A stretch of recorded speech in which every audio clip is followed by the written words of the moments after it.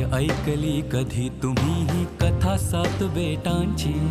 ह्या भूमीला साथ लाभली दर्याच्या लाटांची. कोणी म्हणे माया नगरी, कोणी मुंबाई माता. इतिहासातून चला उलगडू आज ही विस्मय गाथा. ही कहाणी अज्ञात मुंबईची. श्रोतेहो नमस्कार. प्रसारित करत आहोत अज्ञात मुंबई या पुस्तकाचं क्रमशः वाचन. लेखक नितीन साळुंखे, वाचक स्वर ओमकार गोवर्धन आणि केतकी थत्ते, संकल्पना शैलेश माळोदे आणि सादरकर्त्या ज्योत्स्ना केतकर. आज ऐकूया दादरच्या टिळक पुलाच्या गोष्टीचा चौथा भाग. इकडे दादरची परिस्थिती आणखी बिघडत होती.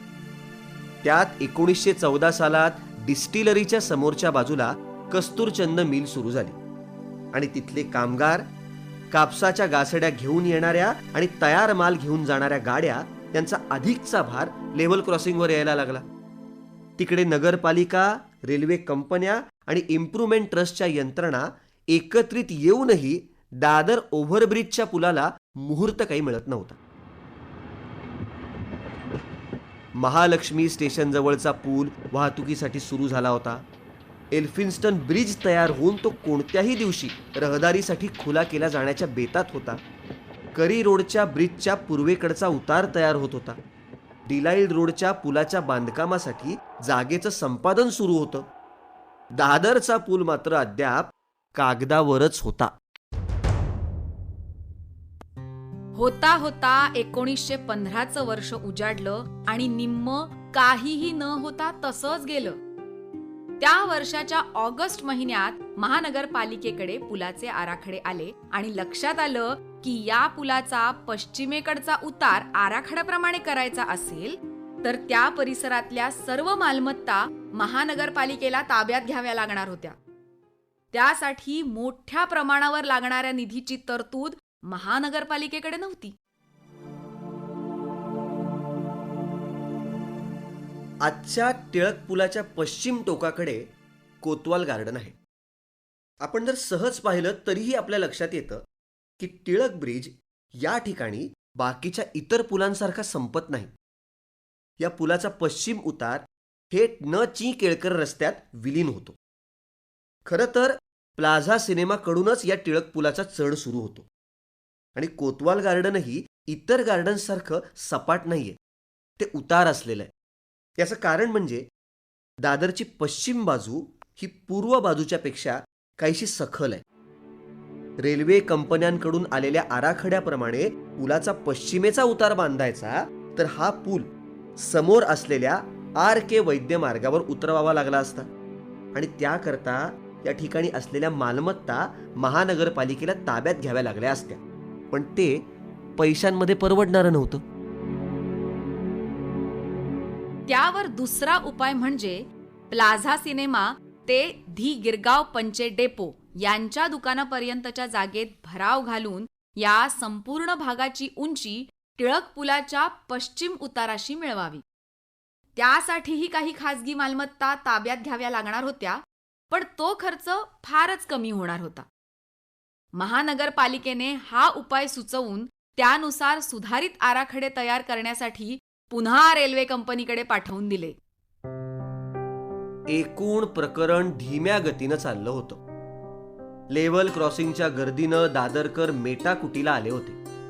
शेवटी पूर्व पश्चिम जाण्यासाठी रेल्वे कंपन्यांनी त्यांचे पूल वापरू द्यावेत अशी दादरकरांनी मागणी केली.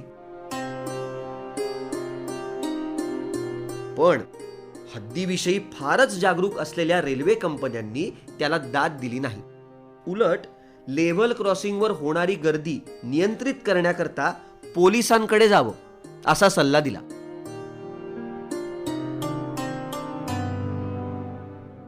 पुढची 4 वर्ष अशीच गेली. सरकारी फायली आपल्या गतीने हलत होत्या. दादरकर बिचारे जागा मिळेल तिथून रेल्वे मार्ग ओलांडत होते. अपघात होत होते. पण आपापल्या हद्दीचं रक्षण करण्यात गुंतलेल्या यंत्रणांना त्याने काहीही फरक पडत नव्हता.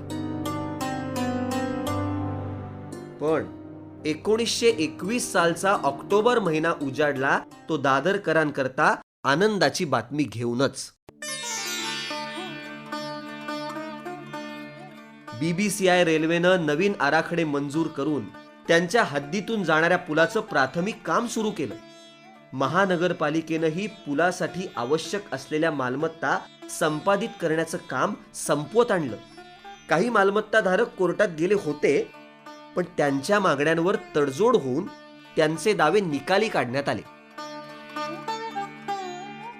पुलाचं काम आस्ते कदम का होईना पुढे चाललं होतं. पुलाला आकार येताना नजरेला दिसत तरी होतं. एवढ्यात पुन्हा माशी शिंकली.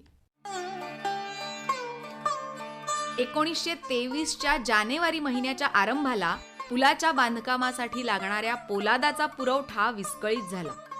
काही काळ तो थांबलाही. पुढच्या 2 महिन्यात पोलाद पुरवठा सुरळीत झाला आणि पुलाच्या कामाने गती पकडली. मार्च 1924 पर्यंत पूल तयार झाला.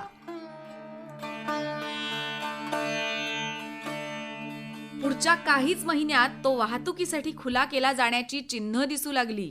आणि अखेर 1925 सालच्या ऑगस्ट महिन्याच्या अखेरीस पूल दादरकरांच्या सेवेसाठी सज्ज झाल्याचं जाहीर करण्यात आलं.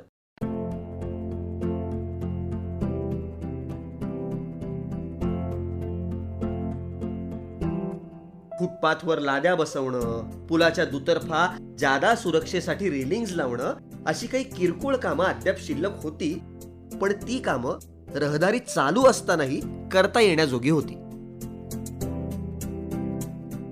गुरुवार दिनांक 10 सप्टेंबर 1925 रोजी हा पूल वाहतुकीसाठी अधिकृतरित्या खुला केला गेला. फुल बाजाराकडच्या लेव्हल क्रॉसिंगवरचा वाहनांचा भार एकदम कमी झाला. ते लेव्हल क्रॉसिंग वाहनांसाठी बंद केलं गेलं. इथून पादचारी रेल्वे मार्ग पार करू शकणार होते, पण नवीन पुलाचा पर्याय उपलब्ध झाल्यामुळे क्रॉसिंगवरचा पादचाऱ्यांचा भारही कमी झाला. दादरकरांनी सुटकेचा निश्वास सोडला. पण काही काळच. कारण फाटकाजवळ कमी झालेली गर्दी लवकरच फेरीवाल्यांनी भरून काढली. आणि ती आजही तशीच आहे, किंबहुना ती वाढली आहे. फाटक नसलं तरी गर्दी आणि कोंडी मात्र अजूनही तशीच आहे. दादर पूल वाहतुकीसाठी सुरू झाला हे खरं असलं तरी तोवर त्याचं नामकरण झालं नव्हतं. तो ओळखला जात होता दादर ओव्हरब्रिज या नावानेच.